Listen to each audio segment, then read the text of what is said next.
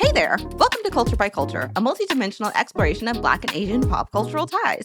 I'm your Army host, Delia, and today is another episode of our Coalition mini-series. I'm so excited. Joining me today is the creator of joonsmelanindrop, an account on Instagram. It's great. Y'all should check it out. We'll talk about it. Grace. Hi, Grace. Hi, how are you?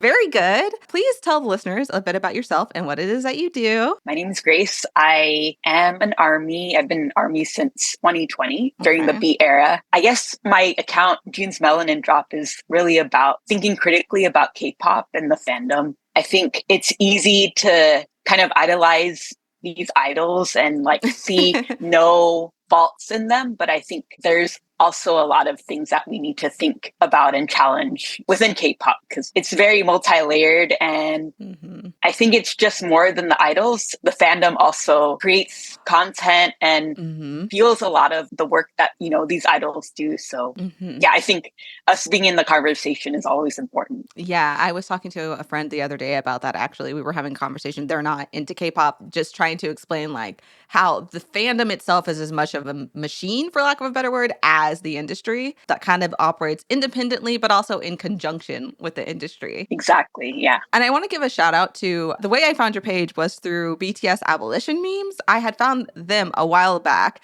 and I was like, look, I'm looking for someone to talk on this podcast and some accounts to follow because I know this exists. Because a little bit about my journey, I don't think I've talked a lot about it in K-pop, is I've been a K-pop fan from probably 2018, I think. BTS was first. I'm Army. Hello. I'm not out here faking just for the podcast. Yeah, I got real deep into it when I finally got into my old group, which I don't tell people what my old group is because we are equal opportunity here. I'm not trying to single out anyone, but the fandom space was not the healthiest for me personally, and it could be that way sometimes. So I knew that accounts like yours existed from my time, but it'd been a year and a half or so, and couldn't find anything because a lot of times you'll see in K-pop fandom, people come and go for similar reasons often. Oh, their real life gets busy or their mental health is kind of suffering because of some of the stuff that goes on. Or sometimes, it's just it's a phase, and that's fine. So yeah, I had to ask around. So shout out to BTS abolition memes, because not only did she give me your information, but she linked a bunch of great accounts. I'll share them either in the show notes or online on socials, because there's a lot of cool people out there, and we'll get into all that. So you talked a bit briefly about it. You got into K-pop around 2020. What was it that drew you into K-pop? Was it just a quarantine thing, or what was it? I think it was kind of both. So it was my first semester in grad school. And oh man, yeah, in 2020. In 2020, yeah, it was rough. I don't know why I did that to myself, but yeah, it was just really isolating and just a tough time. And it actually came about because I was working on a story with my friend about BTS Army, but it didn't really pan out. I guess when I was really going through it, I kind of looked more into BTS, looked into their music. And I think what really drew me to them was their variety show, Run BTS. Oh, man. Oh, yes. The variety shows. Yes. Get into them. No, yeah. It's definitely really nice for fans to kind of get to know their artists out of the music and to see how chaotic they are. And I think what I appreciate about BTS is kind of their relationship with each other and kind of how they show so much love and compassion, but also challenge each other in different ways as well. So that really brought me into the fandom. Yeah, I've been Army ever since. It's funny how one hyperfixation kind of leads you full blown into the Army. But yeah, for sure. I'm glad that I discovered them when I did, because it was just a really hard time. I was actually contemplating quitting grad school, and quarantine was just really rough and just not really finding any source of connection. So I started just posting about BTS on my personal main account. And then I started making Army friends through there. And yeah, it just kind of blew up at that moment. It's so beautiful to me. And again, we'll talk a little bit more about it. I don't know that people on the outside of K-pop realize what K-pop in general, but especially Army and BTS, the power that they have and the positive effects they're having in the world, but also just in individuals' lives. The fact that helped you get through that year or however long that quarantine was for you of grad school. and you're still out here doing it rather than quitting. Like, that's beautiful, you know? Yeah, I've never been so hyper fixated on something for this long. Like it's already been 3 years. They've really given me a lot in terms of wanting to be a better person, wanting to build the relationships that kind of simulate what they have as a group, wanting to empower others and inspire others. Honestly, they gave me a path to appreciate more of myself. And for that, I'm always grateful. That's so lovely to hear. I wish it didn't take these acts coming from across the sea for Westerners specifically to have this opportunity, because it doesn't really exist in our media or our music landscape in an authentic way, or at least in a way that feels authentic. I know we could have the conversation about like how authentic are K-pop idols, et cetera, but in a way Yeah. that feels authentic.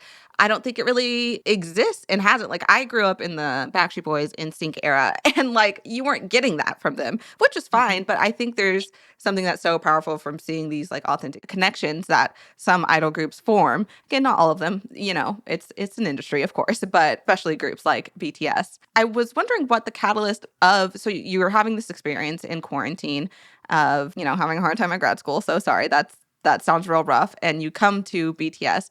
I wonder what the catalyst then was for you to create joonsmelanindrop. Okay, so this account went through various iterations Okay. because like I think when you create a Stan account, like you kind of have to have a niche or like something that kind of differentiates, yourself from other Stan accounts. And I really didn't know what that was at first. BTS really focuses on self-love and self-compassion. So I thought I was going to do that for a bit. Then I started making more like abolitionist memes. And then that translated into me kind of writing more, because that's kind of where my strength is, and kind of writing critically about things. Like I have a background in like social justice and abolitionist frameworks, and just kind of delving deeper into topics, providing a lot of nuance on, the fandom. And I think from there, it really grew. I just kind of shared my takes on the K-pop fandom, because I think we as fans kind of really idolize them, but we also have to think about how it is also an industry that kind of creates, this perceived intimacy. Also thinking about how they commodify their idols for us to kind of buy more things, or to kind of build up this industry. I mean, BTS itself made Big Hit and Hype exponentially grow. Oh, for sure. And that's definitely comes from the faithfulness and like really impacts of the ARMY, and like making them become who they are, especially in this moment. Yeah, I think it cannot be understated how much of a juggernaut in the music landscape, but especially in the Korean economy, like they are massive. And that, yes, like you said, is due to the faithfulness of their fans. But again, also trying to balance that understanding of like, this is, I don't want to like harsh anybody's well, but it is manufactured intimacy in service to capitalism on hyperdrive. Like it is this really extreme, and that doesn't mean you can't enjoy your idols. It doesn't mean you can't feel this connection. Like by all means, yes, because you talked about what it's done for you, and I know what it's done in my life and others' lives, like what these people, and not just BTS, like K-pop groups, like both girls, both boy groups, what these people mean to their fans. And I think that could be very powerful, but it is important to contextualize it. And I found, at least my time actively in K-pop fandom, it was difficult to have those conversations. So I wonder what the reception's been like for you and your page in putting these thoughts out there. It hasn't been always positive. Out of my page, I kind of grew a community that is kind of more open about sharing these things and thinking critically about these issues. Many times I've been called an anti. It's especially hard being a Black fan. Yeah. Because there is a lot of anti-Blackness in K-pop. It's very well known, like idols dressing up in blackface and wearing like box braids or cornrows, or like, things that would signify Black culture, and like not really honoring those that they are taking culture from, because K-pop is very Black and comes from Black cultural for sure scenes and music. And what stands out about BTS is that they do kind of give credit. So that's what I appreciate about them that I haven't really seen in other K-pop groups. But yeah, it is especially hard being a Black fan, because you call out these things and you get a lot of pushback, because people are so protective of their idols, of not wanting to taint their image. And it comes across like very anti-Black, just really trying to pacify the issue, when it's, no, they really should be thinking about these things, because they're representing themselves to a worldwide audience. And if Mm-hmm. they're building from a culture that's already exists, it's really important for them to kind of acknowledge and be mindful of the culture that they're taking from as Black fans. It's just really hard to navigate because you care for these idols and you want them to be better. You want your idols to, grow. You want your idols to be better people and be more mindful of these things. A lot of my friends are Black Army, and Mm-hmm. we really pour a lot into this industry. And I Oh, think for we should sure. be, really recognized and have our voices heard, most especially because this industry in itself has been built from a lot of Black music, rap and hip hop and Mm-hmm. R&B. Absolutely. It really has a cultural and like a personal impact. Oh, for sure.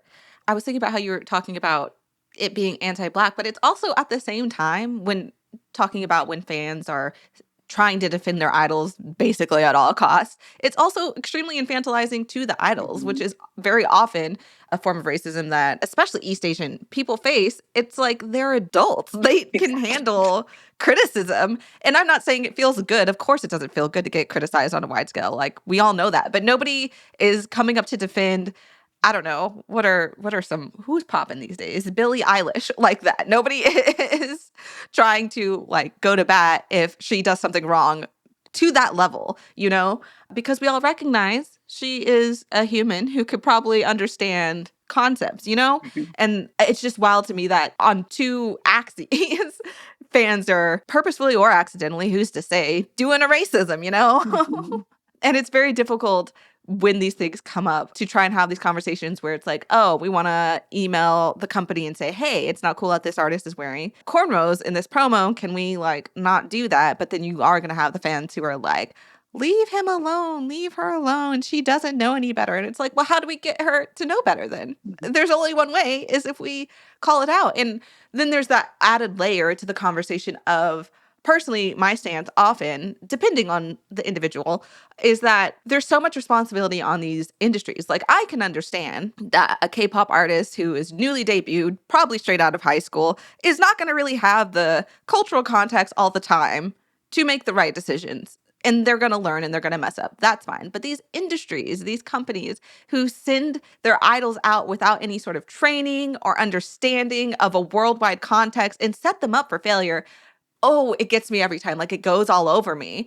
And that's why I have no problem being like, no, email the companies. They need to hear about this Mhm. because they should have known better in the first place instead of setting up their idols. And it's not always the idols being set up. Sometimes idols just, they be messing up for sure. But when I think of like promotional images and like fashion choices, those are often at the company's discretion. So it's difficult to talk about, but I'm really happy to see so many accounts like yours having these conversations and different iterations of the conversation, some around race issues, some around LGBTQIA plus issues, others just, general abolition, things like this, socialist accounts. Like, these conversations are happening in fandom spaces through the power of K-pop, but especially through the power of ARMY, who is undoubtedly, ooh, is that controversial? Should I not say that? I was going to say who's undoubtedly the largest and most powerful, but maybe I shouldn't say that. I don't know. That's my opinion.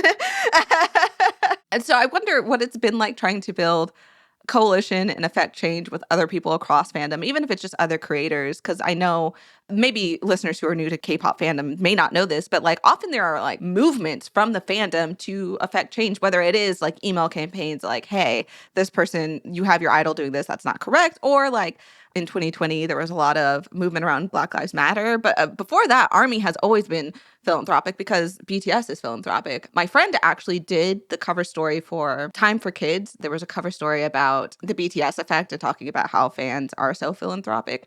But I do wonder what that's like trying to build those coalitions these days, especially around, I feel like people are getting better versed in social issues. Yeah, so I guess one of the big campaigns that me and like other army did was last year when they released their anthology album Proof. Mhm. And one of the songs, Filter, by one of the members, Jimin, one of the writers or one of the contributors That's right. had multiple accounts of sexual assault. And I think what grew out of that was we tried to create like a petition. It was actually really difficult because, copyright law and like all that, and like trying to take a song off streaming is just, that's a world that I actually don't know. I'm not well versed in. So eventually it just became more calling attention to the issue. But like as a group, we kind of built this army organization called Armies Against Silence. And we kind of shared the petition around to kind of raise awareness about this issue. And we got quite a bit of signatures. And a lot of people shared, why we as fans, as ARMY, like want them to take a stand against sexual assault and like these issues because, our fandom is largely composed of women and like marginalized gender identities and queer folks, LGBTQIA+. And a lot of these issues carry a lot of weight in our community. We're supporting a group that promotes self-love and like impacts through change. We really want a group to represent those things and hold what they say, not just through words, but through action as well. Haven't really heard back from BTS. I understand why. But I think through that, I was able to connect with a lot of ARMY who are like more critically minded about social issues and like wanting to build a coalition. We're already a big community already. What else can we tap into in this fandom that can make people think a little differently about things? We talked about the perceived intimacy or how anti-Blackness occurs in K-pop, ableism, all these issues that are so very real and so very in our lives that it doesn't make sense to separate it from K-pop. Because I know, it's definitely presented as more fantasy and like kind of disconnecting from the real world. These are actually real people in a real industry that are like putting out these messages. So why can't we also contextualize this in light of what's going on in the world? There's so much fascism and like just a lot of things that I think we really need to think more critically about. This fandom isn't just like very young teenagers. There's like, it's very diverse. There's 20, 30-year-olds, 40 plus, so many people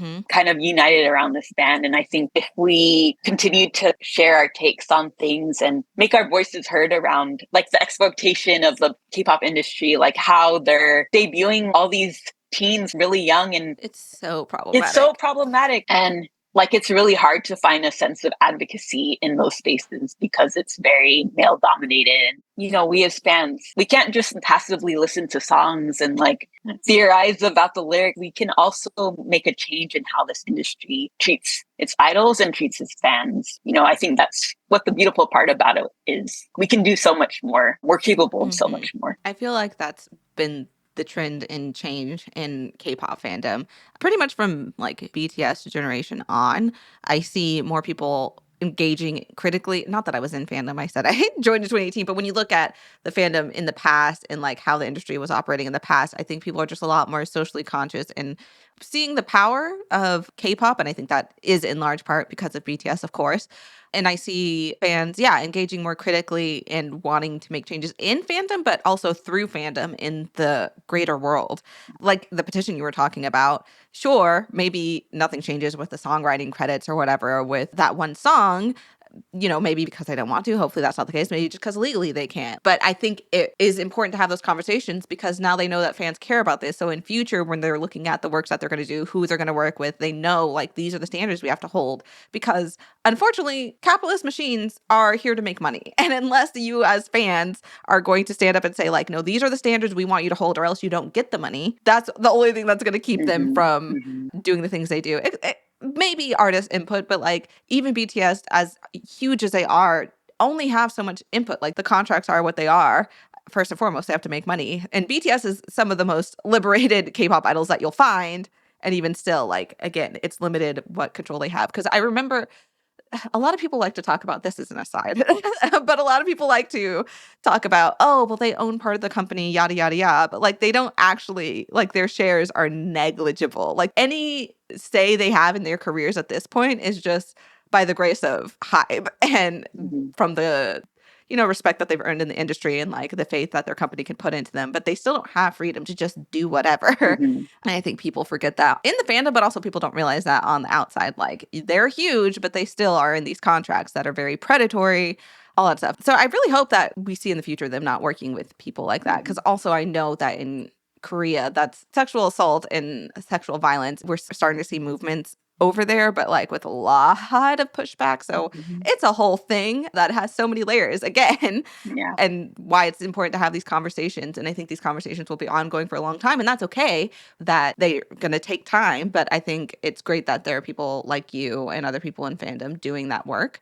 I wanted to know what inspires you to speak out on a specific topic when you do write your, would you call them essays? I mean, they're on socials, but I mean, they're essentially mini Oh, essays, I yeah. would say. Honestly, I spend a lot of time thinking about things, about how I relate to K-pop and like issues that come up. And sometimes I kind of bounce off from what other people share, like BTS Abolition Memes, who definitely writes a lot of think pieces about different aspects of the BTS fandom. And I know they talked about how, similar to what I said, we have to do more than idolize these idols and like say that we love these seven men. There's more that we can do. And I think for me, yeah, at first it was kind of like, I know the fashion industry is a big thing in K-pop, and also how that kind of lends itself to more commodification. And sometimes I would just read articles, journal articles about neoliberalism, or like kind of how like these idols are conditioned to be models for the country. But at the same time, they have to represent this framework of work hard and you'll find success when,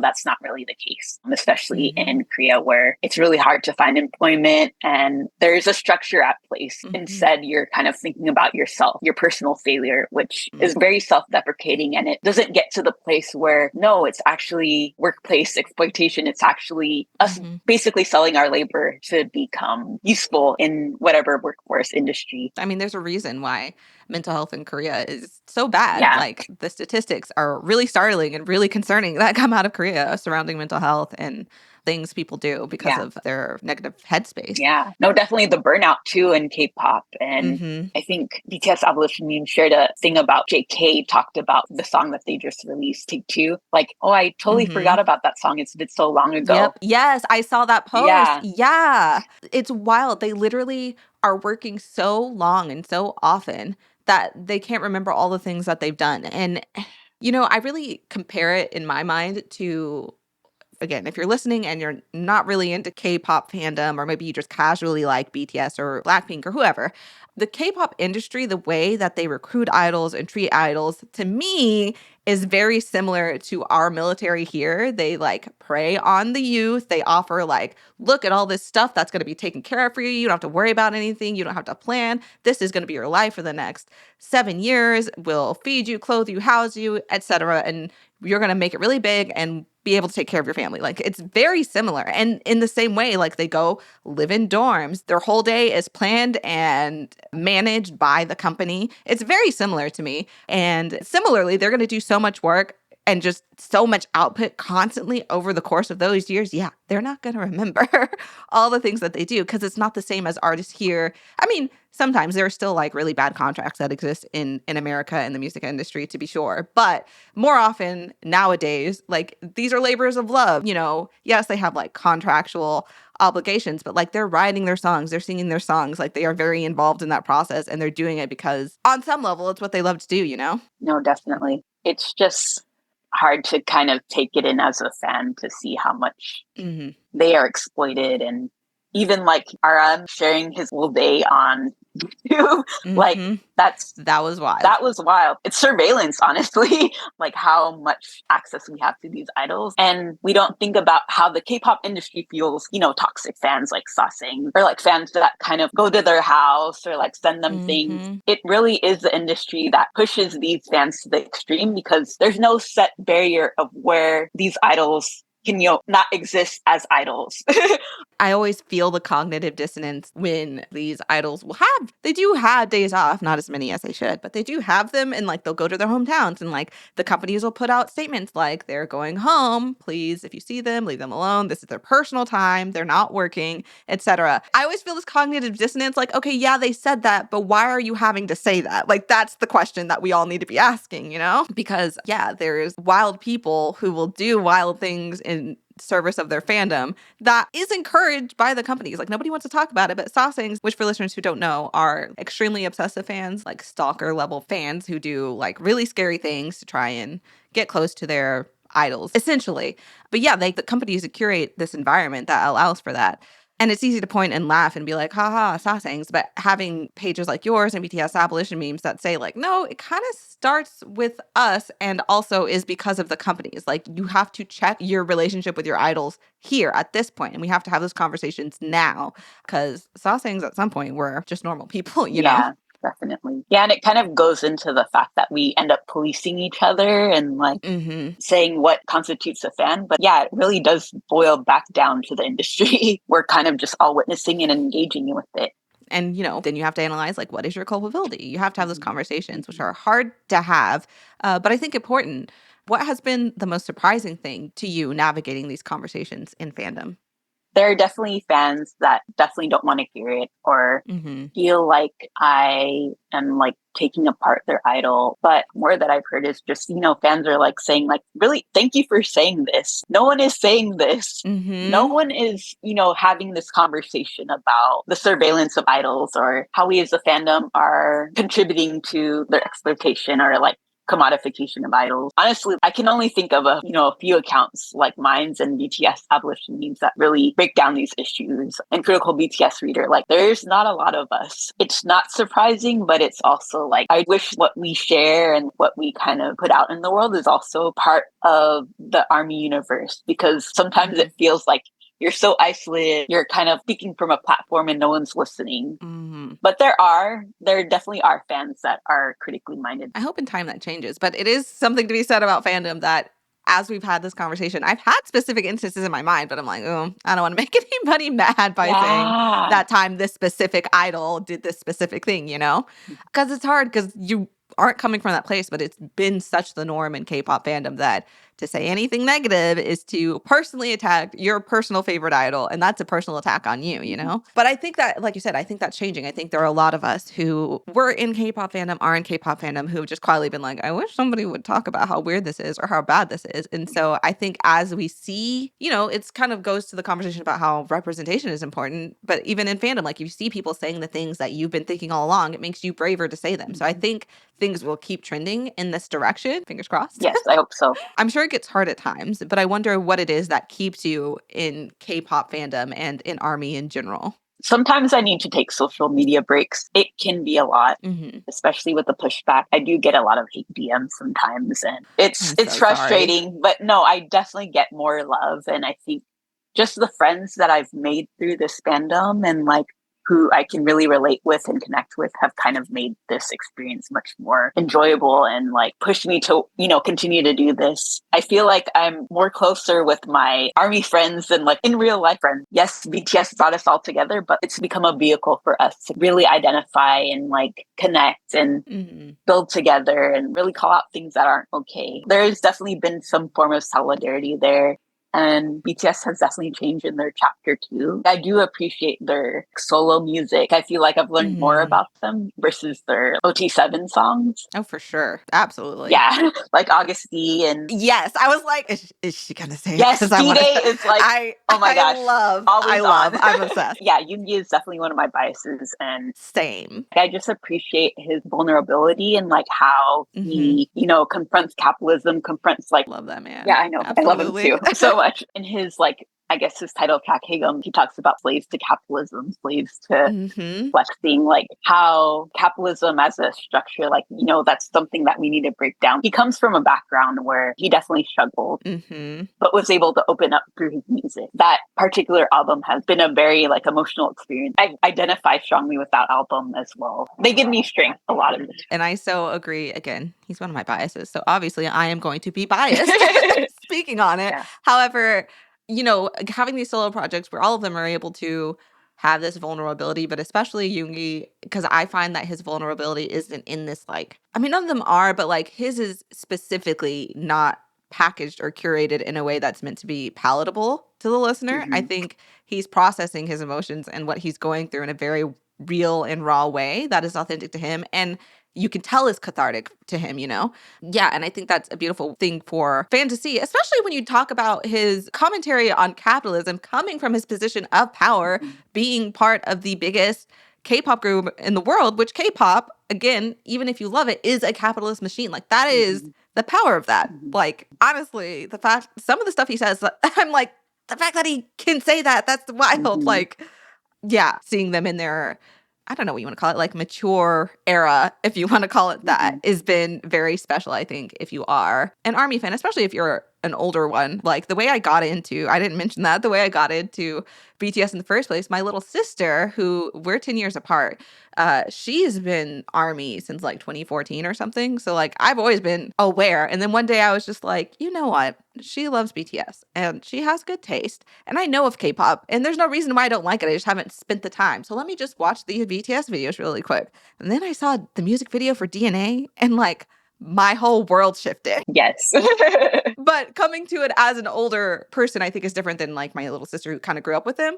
And so seeing them, even though I knew, I'm like, y'all are my age. I know the experiences you're having, but that's not necessarily the stuff they're putting out. Not to say it was childish or anything like that, but just seeing this more mature era that I think aligns more closely with how I imagine being similar in age, they're actually having lived experiences, has been so fun and rewarding.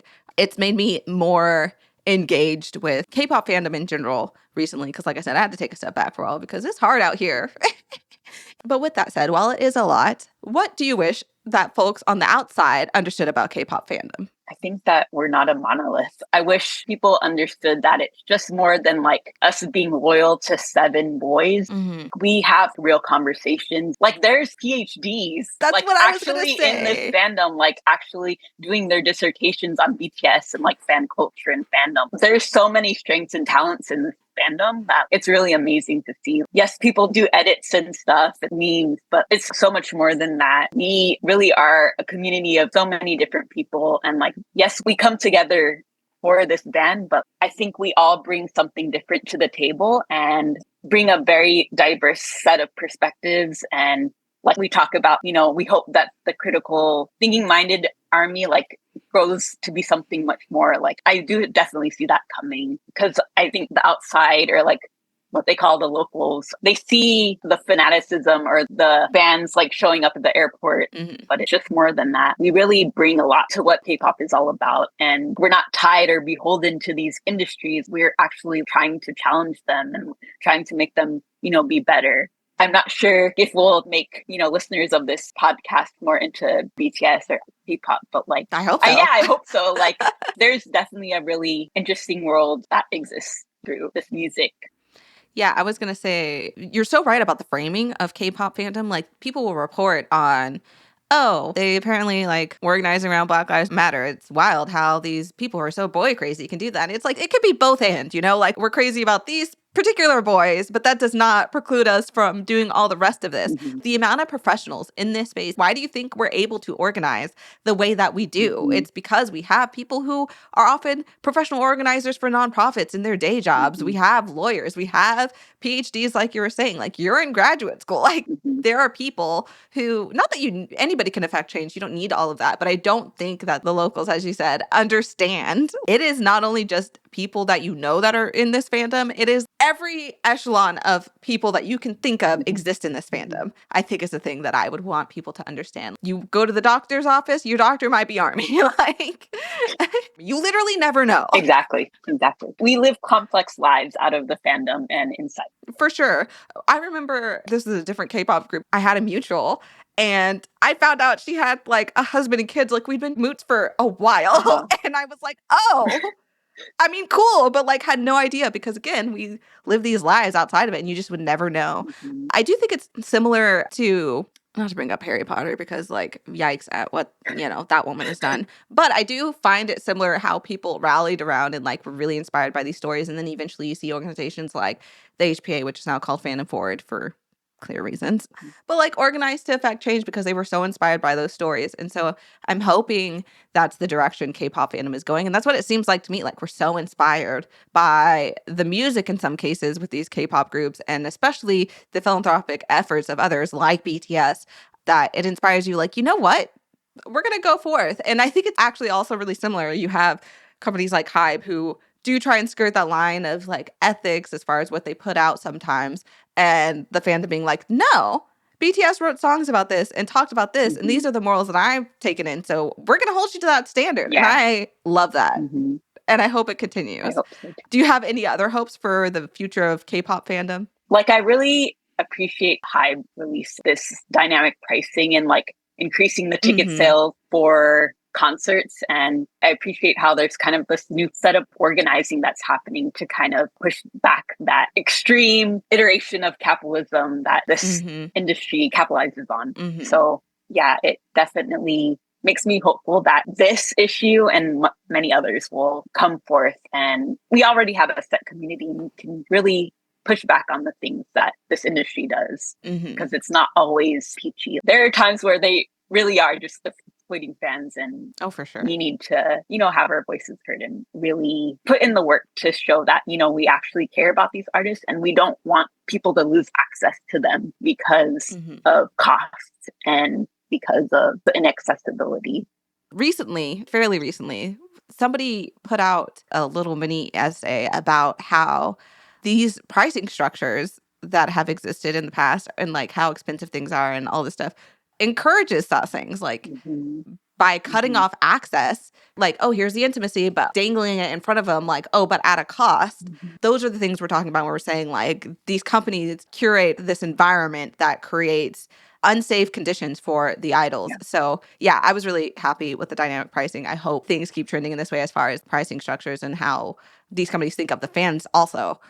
Lastly, because we said we hope people come to listen to BTS or, other K-pop groups are cool too, but especially BTS, if you are a listener who isn't into BTS or just casually aware, like you heard Dynamite 2 or whatever. For those fans, to try and get them into BTS more, what do you think is one BTS song everyone should have on their playlist? Oh, that's so hard.